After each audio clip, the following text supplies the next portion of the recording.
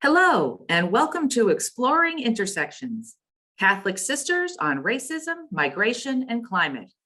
Here's our host, Charish Badzinski. Hello, and welcome to this episode of Exploring Intersections. This program is made possible through the Leadership Conference of Women Religious, Region 10. Throughout this series, we have been honored to talk with expert panelists about some of the biggest social issues of our time. If you've missed our past programs, you can watch them on YouTube or download a podcast version. Today, our panel conversation centers on navigating the road ahead.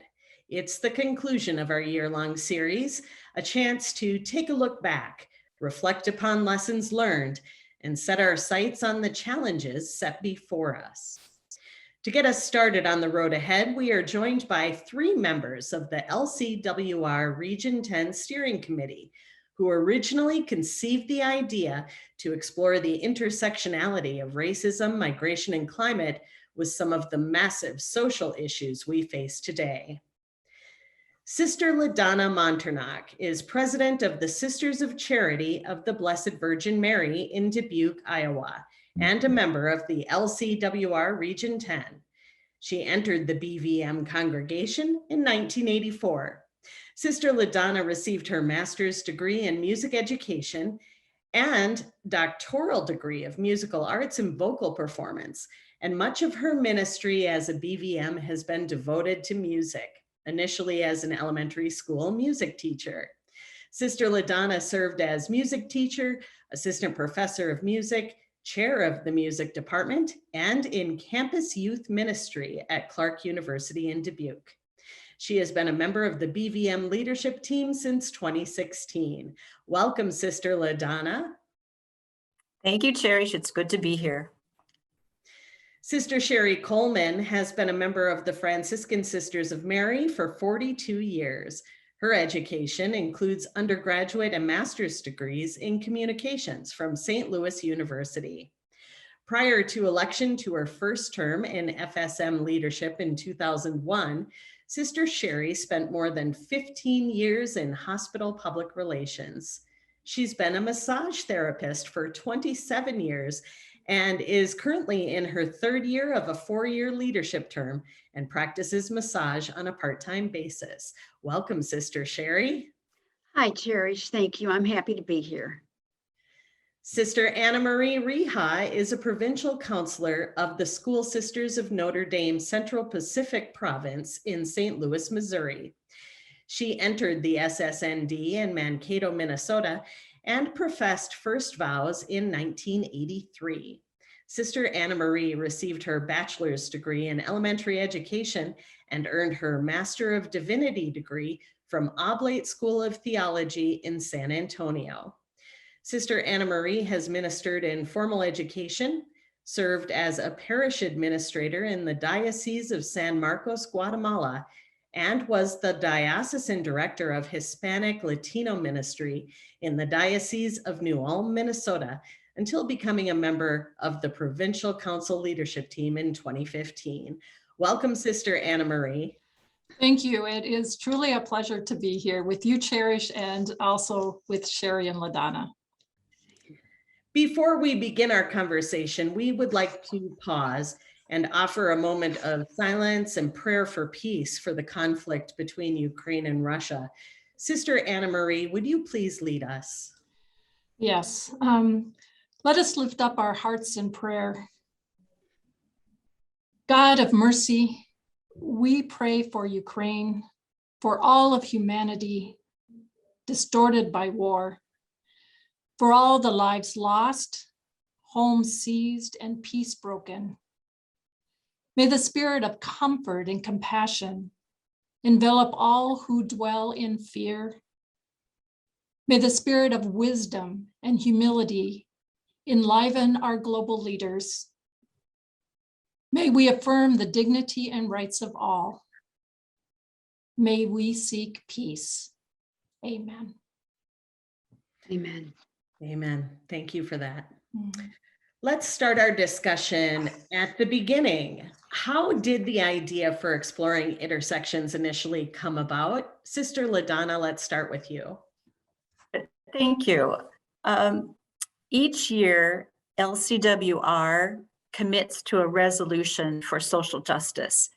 And the current one is the Assembly resolution is creating communion at the intersection of racism, migration, and climate crisis. So in a response to that, at our spring regional meeting in 2020, and knowing that the presidential election was coming up in November, we were trying to figure out how to promote a message regarding the value of human life more broadly than one topic. And so especially that the areas that were affected by racism and climate crisis and migration. So that's how we got started. And we were maybe 6 to 7 at a table. And our table included Anna Marie and LaDonna, as well as Sally and Teresa, who also are part of the steering team. And we thought, okay, when we're all in the St. Louis area, when we get back, we're going to have to do something, think about how we want to do this, because we decided what we wanted to do, but we didn't have it clearly thought out enough. So we thought, and this is the beginning of the pandemic, so we're like, we'll see you sometime, but we have to get this started. Yeah, that's right, Sherri. And actually, when we were thinking about it, we were thinking of a social media campaign and thinking, oh, who can help us and who has the expertise to do any kind of social media campaign. And so we looked at the expertise of our congregational communicators, and they belong to 2 different professional organizations. One is called the Communicators for St. Louis Sisters, and the other is Catholic Sisters of the Upper Mississippi River Valley. So we really called on them to help us with this program and how it emerged to today. So cool to hear the origin story for this program. In the beginning, how did you envision this initiative taking form? I know you mentioned social media campaign potentially, but how does it compare, that initial vision compared to what the program has finally become? Sister Sherri, let's start with you. Maybe our first thought about it was we could do something on our individual congregational websites. Start there and maybe do something as a congregation. And then we started thinking of other forms of social media, and other ideas came forth. Yeah, it's kind of like the mustard seed that grew into this very large, beautiful, expansive tree. That's kind of my allegory for it.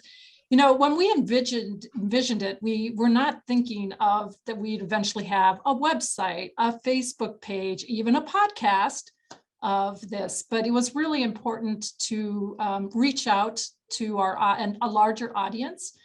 We can actually say today that we approximately have 500 registrations for each of our live episodes. And to this date, we've had approximately 1,800 podcast downloads. So that was a pretty impressive growth of from a mustard seed. Those that helped us to do that were our communicators. And when we took the idea to them, they were thinking much bigger than just a social media campaign with a picture and a quote that we might all share. And so they asked us questions like, who is the audience going to be? And we knew we wanted it to be beyond just the people who always hear us, our sisters and associates. So that made it bigger. And when's the best time to start such a campaign? And maybe we could do a panel. A panel, okay. And that means we had to get a host. Thank you, Charish. And people to be on the panel. So it took longer to get off and running because we had to go through all those steps. So we weren't ready by the time of the by November for sure. And so that's why it started in the following March during Catholic Sisters Week, which this is as well, concluding the year. And the perfect time to bookend the program too, in my mind. Tell us about the topics that we've focused on over the past year. How did you decide on those topics and why did you choose them? Sister Anna Marie, let's start with you. Sure. No, we really wanted to respond to and educate on today's crying and urgent social issues. You know, we wanted to focus on areas that we in our congregations are responding to and we are addressing, whether that be through education, direct ministry, advocacy. So we chose the topics in that. And as we chose that, we were also thinking about who would present that, the panelists that LaDonna was speaking of, and really saying who could be an expert in this field of social justice and care for creation, and who might be a sister who either has experience in this area or this field or has experience. And then we also then talked about having a younger person bring their perspective. So as we looked at these the topics, we were expressing that also. And then we were able to go back to the leadership members of Region 10 and ask them to suggest people. So that whole process went through, there was a committee just to get panelists, there was a committee to find a host, there was a committee doing all of these various things, and it just kept coming back to what are the social issues of today that we know need attention, and how people are working through them, and that people are doing this good work. And we had some great suggestions with the speakers all through. Some topics fell under larger topics, and so we combined them so that we were able to come up with 12, maybe 11 topics that everyone has heard from over the last year. The communicators were very helpful in helping us place them in an order so that we would knew what did we start out with, that sort of thing. And some of the months had a corresponding topic, like April, you have climate change, care creation. So the communicators helped us look at that and make it what it has become today. Wonderful. I remember when I was interviewed for this position, someone had asked me which of the topics that we're looking at over the coming year are most important to you. And I remember just looking at the list and thinking, every single one. They're all relevant and all so important. So it's been an exciting year, and I love that you chose the topics that you did. Which were your favorite episodes and why? Sister Sherri, let's start with you. Well, it's really hard to come up with just one, but I appreciated and I identified with, I'll just go with one episode, and that was on food security, which was, I think, Sister Rochelle and Jamie. One focus of the Franciscan Sisters of Mary in our mission and focus is collaborating with organizations to grow a just, sustainable food system locally in the St. Louis area. Last fall, some of us sisters visited several of our collaborators in St. Louis's North City. And one place we visited was called the North Sarah Food Hub, which opened right before March of 2020, which was right around when the pandemic. So the pandemic made healthy foods even more scarce in areas of food deserts, such as is found in North City. I think what happened next was a God thing. During the pandemic, the North Sarah Food Hub proved its ability to aggregate, process, and distribute huge volumes of local food in the area that needed it. I think they used like 1.7 million pounds of local produce, and the staff of North Sarah was able to provide 700,000 high quality, healthy, and sustainably grown meals for seniors and families in need.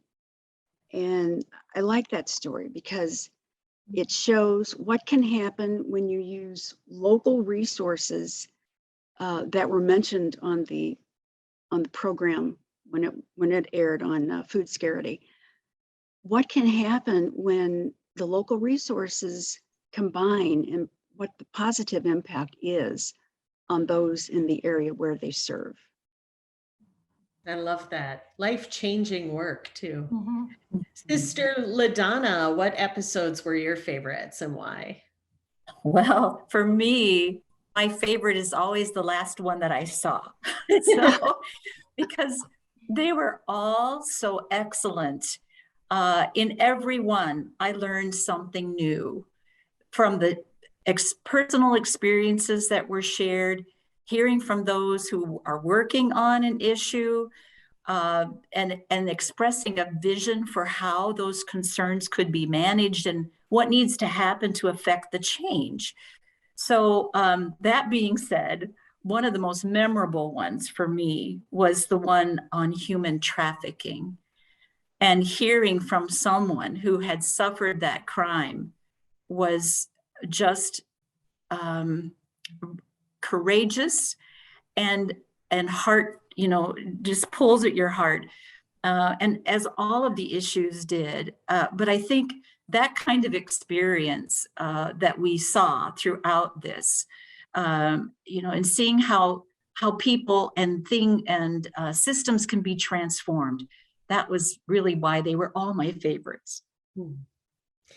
Sister Anna Marie, how about you? Which were your favorites and why? I'm going to ditto that one. But as I thought about it, one of the aspects that I enjoyed the most and appreciated of the conversations was that really impacted me was the participation and the exchange of the young women who joined us.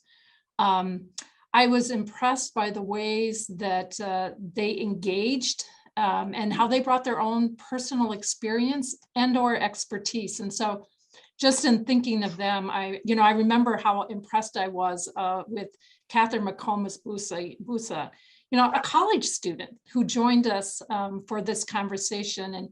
And she talked about her commitment of seeking food justice, water protection, care of creation.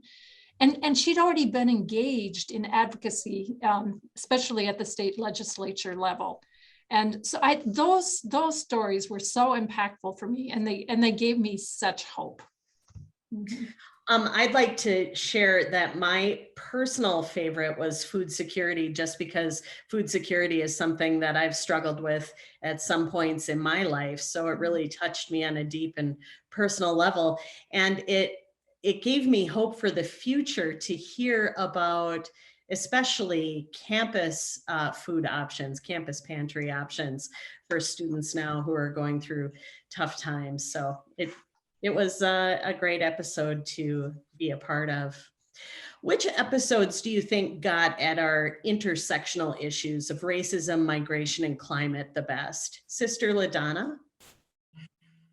I think for me, the one on affordable housing was a great example of how these issues intersect and are compounded because they intersect.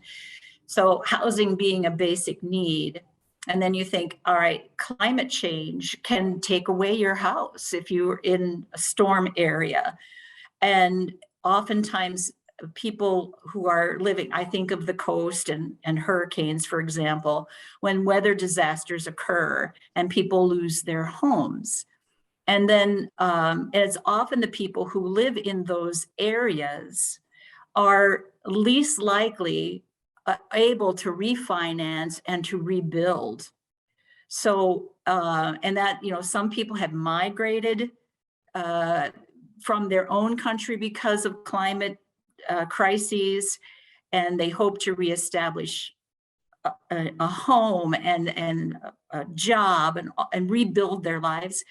And then we look at our racism and how people of color struggle to own their own home, because we know historically racist lending policies might be illegal now, but it's still affects how people are able to access the funds they might need to do that. So to me, that one really brought it everything together.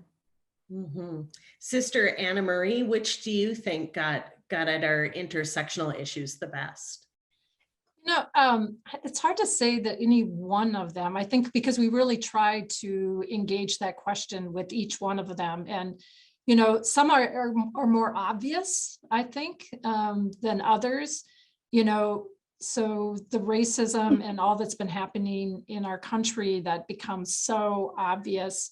We're in some areas we're still in denial, so we don't see them. So, for example, environmental justice, we don't always make that connection, and how that impacts, and how it impacts immigration, and as LaDonna was saying, and how it impacts because of racism and who's most affected. And we can still put a blind eye on that issue, and we don't see how it intersects.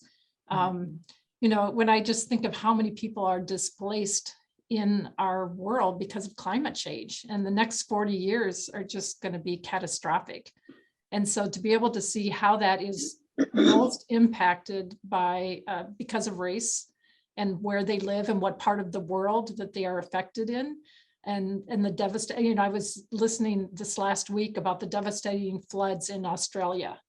So sometimes it's like we need to see worldwide how all of this is intersecting. It's not just intersecting in our own country, or we have sisters in Guam. So I'm particularly aware of the islands in the Pacific and how they're slowly being taken over by the sea. So you can have these, and then you look at all that's being affected here in our own country due to climate change. So I think that's what I just particularly found important, was how we could take each of those topics and see all three of those intersections. Mm-hmm. That was what was really important. Sister Sherri, how about you? What are your thoughts on which programs best illustrated our intersectional issues? Well, they all got me thinking, each program, about that. But just to kind of build on what Anna Marie was saying, the one that really got me thinking was on migration. And as we know, climate change is playing an increasingly relevant role in migration patterns in Central America and those countries. Since its position near the equator, this area is the world's most important rainfall belt, and it affects the livelihood, depending on how much rainfall they get, the livelihood of billions of people around the globe. And I was reading, I think in the last 5 years, there have been mass migrations from Guatemala and Honduras, driven by drought-related conditions and changes in seasonality. And we see the changes in seasonality in Missouri.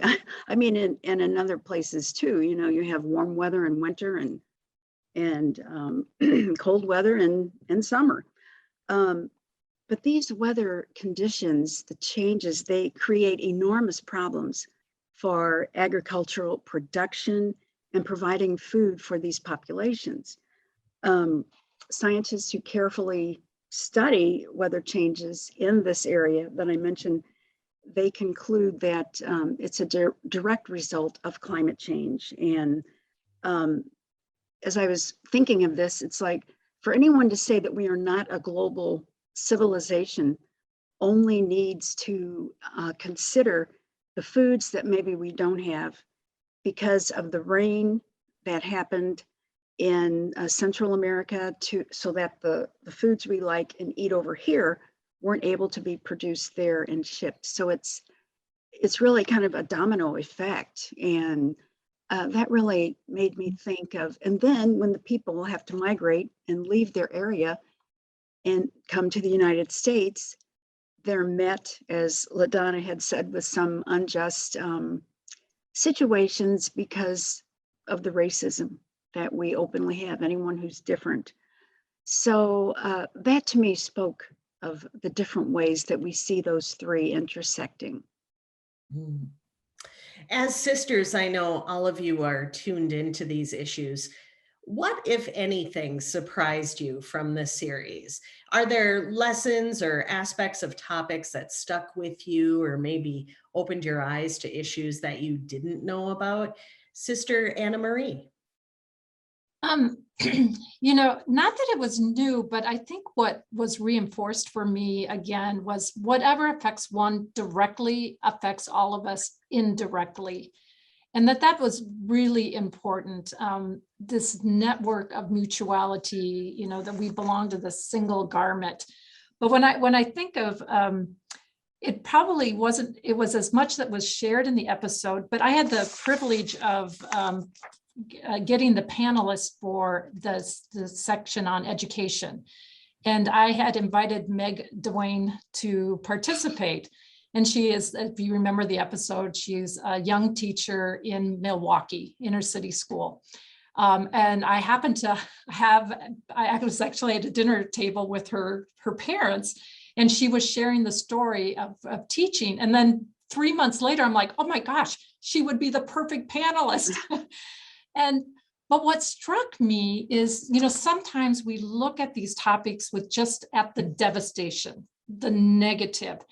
And I think what impressed me so much is that she also talked about the gifts that her students bring to the world. And though they, don't have all the opportunities, they have issues with migration, their racism is an issue. But she really spoke of not just the disparity, but she also spoke of the gifts that come at that intersection. And that was a new way for me to look at that topic. And I was grateful. Sister Sherri, how about you? Did anything surprise you in the series, or was there anything that opened your eyes? I think each time I learned something new, which I did on every one of these episodes, it was a learning experience. And what surprised me, a good surprise, is the wealth of knowledge that our panelists had. And it was just things they do every day that, they're not saying I'm this big expert, but you could just tell their passion for the particular topic that they were focused on. And I just multiply that by other numbers, because there's so many other people out there. We heard from just a few of people who have a passion for helping and doing something about the issues that we presented.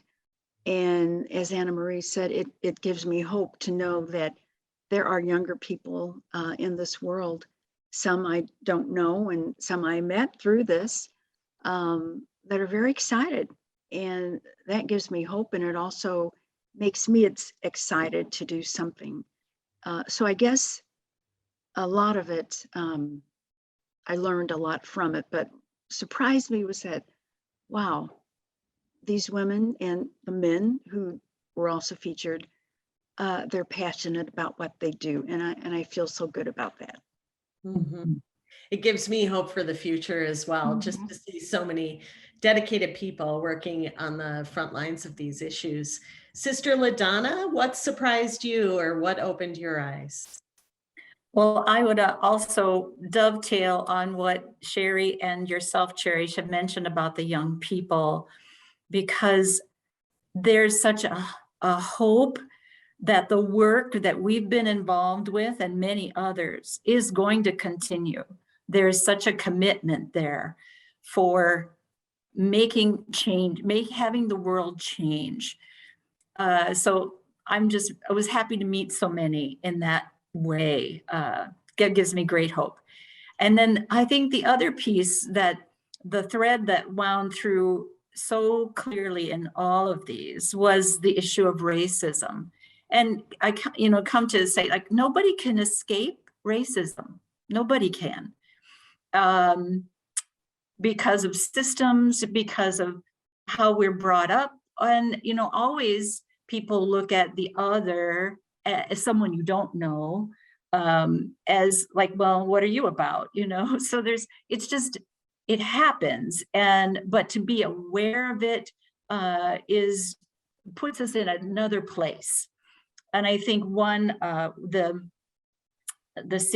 episode on equitable access to healthcare, probably the biggest learning to me was that if I go in with symptoms of heart attack, or a Black woman would go in with symptoms of heart attack, I would potentially be treated differently. That never crossed my world, my mind, that was even possible, why that would happen. So the inequities really struck me. And in that same episode, it was mentioned that in 20 years, minorities will be the majority. And so in listening to the series, I think there's no going back to the way things were. And that would be like wishing to continue to think about the world in the same way I did as a child. So everything was simpler then. I didn't have things to worry about. And maybe that's where everybody wants to be, but we can't, because we're the adults now and we have to face the challenges of our time. So these discussions help me get a clearer idea of our time and knowing we can't go backwards. I agree with all of you. I learned something in every episode, certainly learned nuances to each of the issues that we explored that I had never even considered before. The one that really blew me away was economic justice.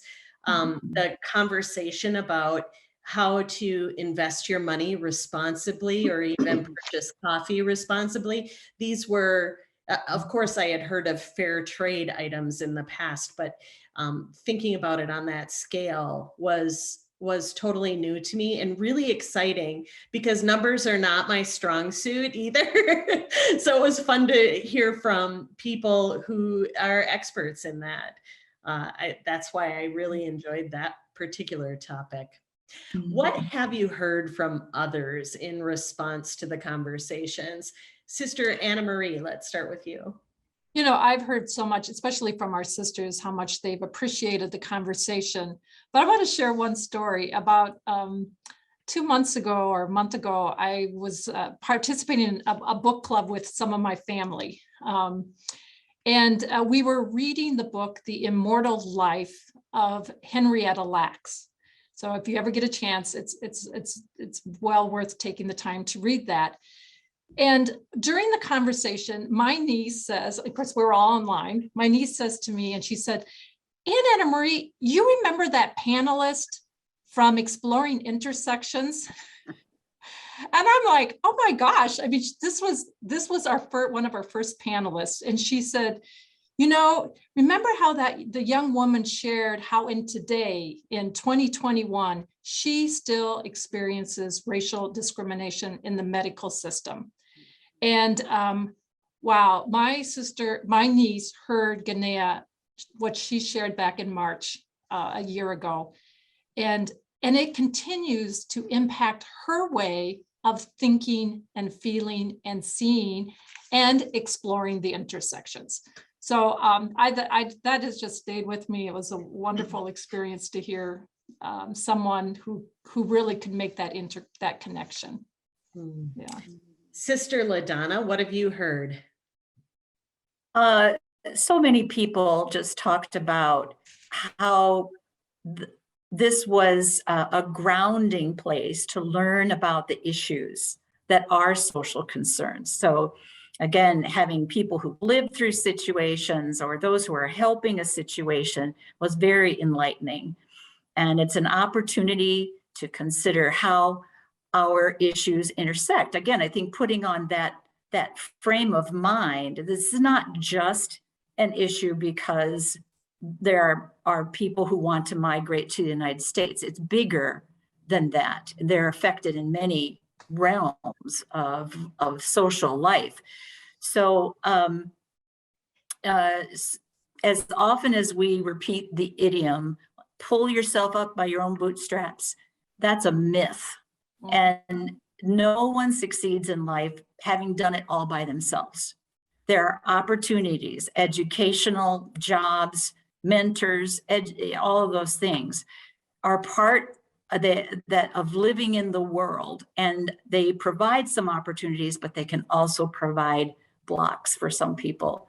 So I think just having that awareness, that, having the respect for who you are and what you're expected to achieve is a big factor in how people are perceived. Mhm. Sister Sherri, what have you heard from others? Anna Marie and I are part of a breakfast gathering the second Thursday of every month. So it follows the second Wednesday when this Exploring Intersection airs. And this is on Zoom. So I have heard a lot of compliments for the panelists.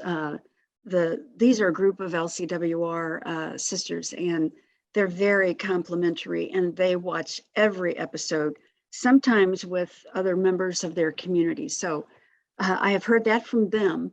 And I have also heard from other people who have said, oh, I missed that. And I'm like, don't worry, you can go back and you can watch them all. You can on YouTube or, a podcast. And some, I have a couple of friends who are teachers who say, well, perhaps I could use this with my class, or, and even other people who are planning small group gatherings, wanting to make use of what the episodes have been.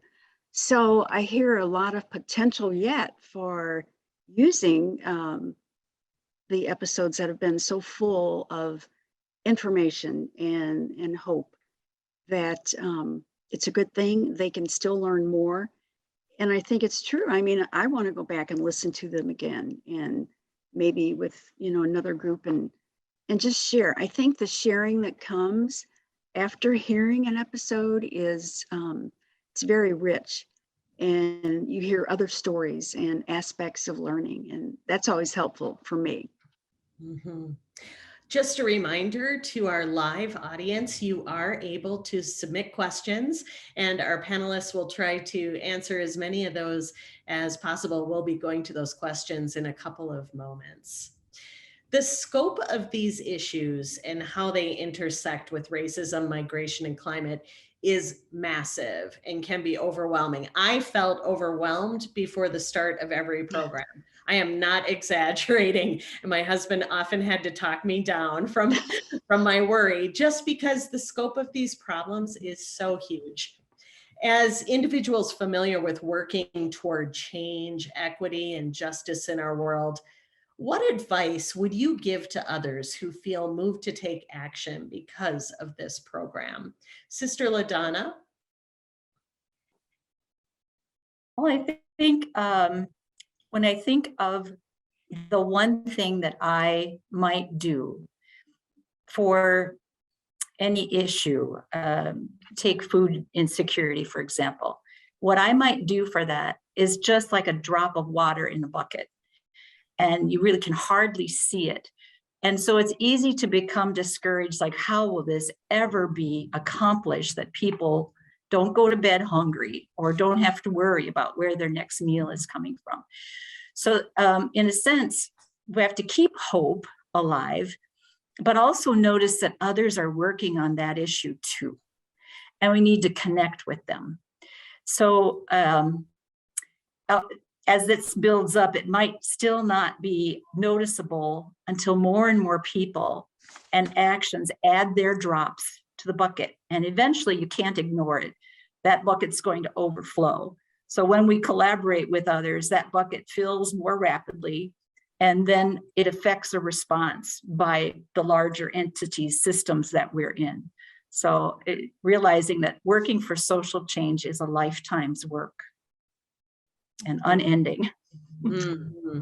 Sister Anna Marie, your thoughts on advice that you would give to others who feel moved by this program? I think it's really recognizing that these are very, very complex issues. And, so in those ways, if we acknowledge that, then we might not get so overwhelmed. And as you saw in our topics, we might have sussed out maybe some aspects of a topic, like immigration is vastly complex. But to find where we can engage individually. And so much of that is just education. If I just take the time to become educated, but to recognize that to create change also, we have to look at the web of the whole system and look at workable solutions.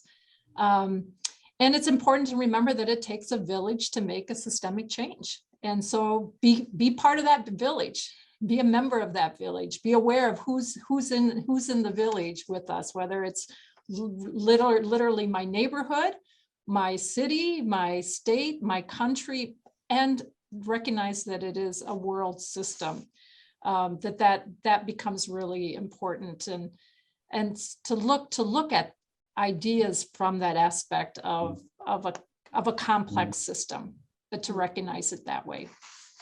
Mm-hmm. Sister Sherri, your thoughts on advice that you would give to would-be activists who are inspired by this program? It's a little similar to what Anna Marie and LaDonna have said, but it has helped me in approaching different issues I want to get involved in. But first of all, to read up, to begin to know the issue, whichever one it is that you want to know more about and to get involved in. There's a quote by Maya Angelou. I think it goes something like, take time to know. When you know better, you do better. So just understanding, the issue is very important. So also there, to read, to learn, to ask questions, to be realistic in setting goals for yourself. If you do set a goal, maybe it's just attend one meeting a month on this, or get to know one new person involved with this issue. Start out slow, because they are very complex, the issues are. Don't take, this one is for me, don't take on the role of God. It's like, I can't do this myself. I have to, remember that I am not God. So it continually entrust this issue and my concerns about it to God. That always helps me somewhat. Mm-hmm. I would think as well, I agree with all of you. All of you brought up the point of informing yourself and how important that is. I think it's also important to recognize where you're getting your information from, to make sure that you're getting news and information from reputable sources, and that it's safe to share that information because you actually are sharing truth. We have a real crisis of disinformation and misinformation right now, and that can work against us when we're talking about such huge social issues. So I think that's an important part of it. But also looking back at the programs that really resonated with you and the action items at the end of those programs, many of which will remain relevant and have the potential going forward for you to be involved with. Some of them, of course, become outdated as legislation passes or doesn't, things like that. But there is always a chance to get involved in any of these issues, I think. What do you think? Cherish, Yeah, can I add something to that? Something that I came out for me in these programs too is find with whom you can collaborate. It goes back to what you were saying, Sherri. We don't do this on our own. We as women of religious congregations don't do it on our own. We collaborate among each other. This is a great collaboration for education and advocacy. But to find who are those organizations where we are locally in any of these topics, they are there. And so how do we collaborate with them and collaborate between organizations, especially when we look at the intersection of these topics? So I think that also becomes a real important way of participating in finding social justice. Great point. And as we saw in all of these programs, there are so many people who are already doing good work related to these topics. So what will it take to bring about real change related to these issues? Sister Sherri, let's start with you. Well, I think it's a lifetime commitment, LaDonna said that it's, I forget exactly what you said, LaDonna, but it was along the lines of, you're in it, you got to be in it all the way. And so I think I like that. And I also like Anna Marie with the collaboration, because somehow we get to know what other resources might be there.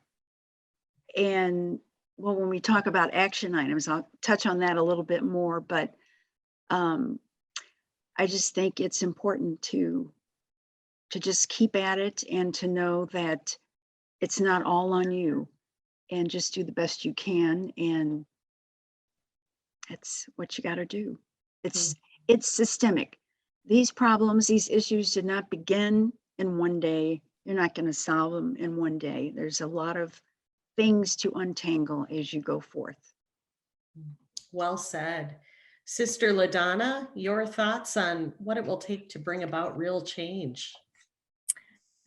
I think it's being able to see that we're part of these various systems. And we hadn't talked about systems for a long time. It's a new word for us. It's like, what are the systems that we're part of? But we're all part of Earth. And so Earth is what supports us and provides our basic needs. And that what happens to someone, as was mentioned earlier, what happens to someone, a migrant or a refugee at the border, is not only happening to them, it's happening to me, those indirectly. So because we're all members of the human race.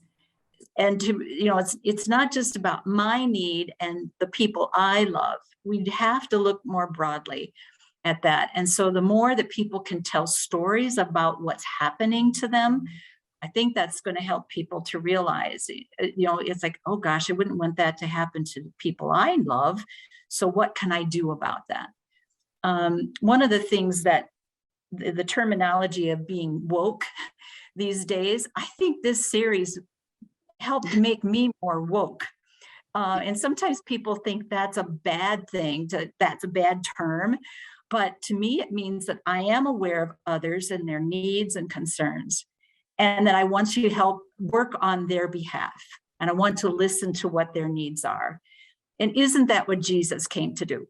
He saw the suffering and he chose to make someone whole. And the disciples became woke to Jesus' message. It was a new reality for them and it changed their lives. So it's the same message as ours to carry today. I love that. Sister Anna Marie, what will it take to bring about real change? Again, talking about systems, and we must engage in policy change. And these systems are very complex and we have to be active in that. And, it means doing the hard work of dismantling or modifying systems, to create that positive, long-lasting social change. We need to change systems. And, that's why we speak directly about racism, about the need for immigration reform, the care of creation. I mean, it's a lot of work, but this is really important. And that we need structures to remedy these complex issues such as poverty, social justice, and through grassroots organizing. That is one way that we can bring about the change. Again, it's, who's in your neighborhood, who's your neighbor. And then I just, we can be trite, but I prayer, bottom line, and when we talk about action items, that we can all pray. We began our time together praying for the people of Ukraine and all those who are being affected by this war. And we do, as women religious, when we talk about our hope, we also we place that in our prayer, and that is also what we need for bringing about real change in the world. Mm-hmm. Just could I build on that, Cherish? And I think too, by our actions, because as Anna Marie said, if we are prayerful people and live out what is really meant to bring us together, if we just live that out, if enough of us do that, it might change the course within our own area, but I think we are called to be disciples, as LaDonna said, and woke or not, we've got to live it out, and I think that's a challenge, to all of us, and it builds on the prayer, and I don't think prayer's trite, Anna Marie. I think it's what keeps us going and managing with these issues. So anyway, that's a very important part of our lives as religious. Well, speaking for myself, it's a very important part of my life as a religious. So. It's perhaps the ultimate action item. Mhm. It's evergreen for all of the issues anyway. Mhm. So we did open this up to our live audience to submit questions, and I do have one from them so far. How do the panelists suggest that the topics can be used in the future? We can take that question a number of ways. Any thoughts? Well, as we said, the episodes can be found on our webpage, Exploring Intersections. And because of the different topics, we really invite you to go back and to watch them. But also, if you're talking about a topic and you end up on a topic and you're like, oh, I remember that the Exploring Intersections touched that, watch it, share it with your friends. There are different times of the year, as when we chose these topics, that there are international and national days that we remember different topics. But and education, if you're an educator in any place that you can educate, this is another opportunity to share the episodes or to share the podcast. Any other thoughts, Sister? If there are organizations that are mentioned perhaps in the episode that you could, if you want to volunteer, if it's available or if that's appropriate to do, or some way to engage someone at that place in conversation or to ask questions, again, making the personal contacts and doing it in an appropriate manner. If you are really interested, I think that's an option. Mhm. And I do think as well that if there's an opportunity to go back and review any one of these topics, or it's really about engaging people in discussion. That was the richest part of hearing the conversations and learning more. But those discussions afterwards were rich. And it gets you thinking as a group again. It's like, what could we do about this? And so many wonderful action items were suggested by all of the panelists. So everybody can do a little part in whatever is your passion, whatever you see needs work. Absolutely. And in going back, if you just go to the exploringintersections.org, it's all there for you. Each episode, you don't even have to listen to them all, although we want you to, but you'll see, what the action item is, who the people are, a little bit about the people. So it's a nice review for anyone. Mm-hmm. Are there topics that you wish we would have had a chance to cover, or topics that you wish we had had more time to talk about?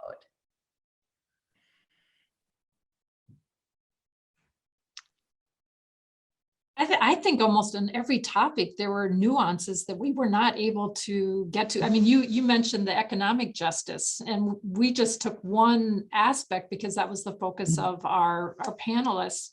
But each one of them has had so many aspects that could have, and that's always said, 1 hour? How are you going to do 1 hour? And it's like, well, according to the expertise of our panelists.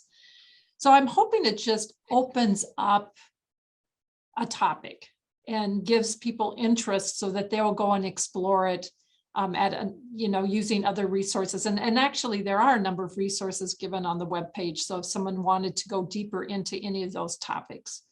But I think of immigration and climate, and there's just so many episodes that we could have expanded or done 12 months just on that episode or just that topic. Yeah, And absolutely. I agree with that. And, gender equality is another one. And our goal, though, was just to make an introduction on these issues. And that was our goal for this particular project. But so there could have been maybe more done on each of the issues. And we certainly didn't cover everything. And there was no way in 12 episodes to say that this is comprehensive in any way. And I think, this model is there. And I know when our communicators were building the format, it's like others could use this format as well. So again, it's the model being that you're bringing in the experts, you're bringing in people who've experienced it. So, even taking the conflict in Ukraine right now, that could be a topic. There are always new things that come up that pull at our hearts, and we know that there's something that needs to be done here. What can I do? So anything you ask yourself, what can I do, is a perfect topic. Mhm. Thank you to everyone in our audience today who submitted questions for our panelists. We're sorry we're not able to get to all of your questions. We always run short on time. We welcome you to continue the conversation on our Facebook page, of course. It's been a fascinating and educational year, and although our series of conversations is coming to a close, the real work is just beginning. It's time to talk about next steps as we navigate the road ahead. Each of our panelists have provided some suggested action items to help us as we move forward. Sister Sherri, tell us about your action item. All right. The action item is in any issue in which you're involved, to look for and to make connections between people, organizations, ideas, movements that collectively may have a deeper impact on change. And collaboration, as Anna Marie said earlier, that's what I'm suggesting. Wonderful. Sister LaDonna, tell us about your action item. Join the Laudato Si Action platform. In 2015, Pope Francis published his encyclical Laudato Si, in which he connects the dots between environmentalism, ethics, and our Christian faith. And being creatures of earth, and without earth, we do not exist. This action plan is a worldwide effort and collaborative, so that we can try to live better the ideas that are part of that encyclical. And it's called All People of Faith, whether religious congregations, churches, dioceses, families, schools, hospitals, organizations, to care for the home that we share. And it's a 7-year commitment of learning, understanding, practicing new ways of living sustainably, and recognizing our interdependence. So you can go to the website, Laudato Si Action platform, for that. Perfect. And Sister Anna Marie, please tell us about your action item. Really, it's an invitation to use the lens of intersection to take a holistic and integrated approach to analyze whether the economic, social, cultural, political, in environmental challenges. So when I think of that action, it has two aspects for me. One is we do live in a world of systems, and for that reason, we need to take a holistic and integrated approach. I was just this morning, as I was listening to the news, they were talking about, of course, the whole Ukraine and how that's affecting oil prices. And then they began to talk about, how does that get affected in climate? And so they were speaking of the Amazon forest and how the Amazon forest is being clear cut for grassland, for cattle, to meet our consumption for beef. And that's causing a rise in the CO2 emissions, and how that will affect forest fires, and how that will affect migration, and who's most affected are the indigenous. So I think it's always trying to use that lens, why this action is important, and it really goes to what the Laudato Si action platform is, that Pope Francis approaches everything with an approach of integral ecology. And I think that is what is important and crucial in moving forward. And that is using that lens of intersection and taking a holistic and integrated approach. So it's not a phrase that we've heard a lot of integral ecology, but it's a real important one. And if you follow LaDonna's action plan, her actions with going to Laudato Si, you'll get how Pope Francis really talks about that integral ecology. Wonderful. Thank you, sisters, for those calls to action. And thank you for providing the initial spark that set this program into motion. I, for one, am deeply grateful to have had this opportunity. And I think I can speak for all of us when I say it's been incredibly enlightening and inspirational to be a part of these conversations. So thanks. Thank you, Thank Cherish. you, Cherish. Yes, you've done Yeah, a I was going to wonderful say, job. thank you, Cherish. You have just done wonderful work, and to make this into a series of conversations that are interesting and engaging. So thank you very much. Thank you. Mhm. And congratulations to you too. Yes. And thank you also to the team of professionals working behind the scenes. Among them are the members of our tech team. Can we have you all turn on your cameras so we can see you? These women represent a fraction of those who have worked on this project over the past year. In addition to the tech team, there are many committees and subcommittees, including the steering committee. Together, they have taken care of the massive endeavor of securing panelists, planning, promoting, managing social channels, and broadcasting these conversations. About midway through the series, the entire team of 36 communicators from 24 congregations who create the live broadcast and podcast won an award for Outstanding Integrated Campaign from Communicators for Women Religious. This project is a truly collaborative, trans-congregational effort that wouldn't be possible without the teamwork of so many. So thank you to all of you who we can see and those of you we cannot see. It's been a pleasure working on this project with you. Thank you. Thank you. And thank you for being here today and throughout this series, which is made possible through the Leadership Conference of Women Religious Region 10. Visit our website, exploringintersections.org, to find resources mentioned in today's conversation.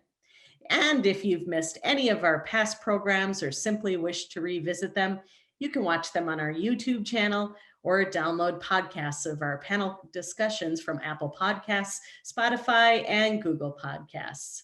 I'm Charish Badzinski, and thanks for tuning in to Exploring Intersections.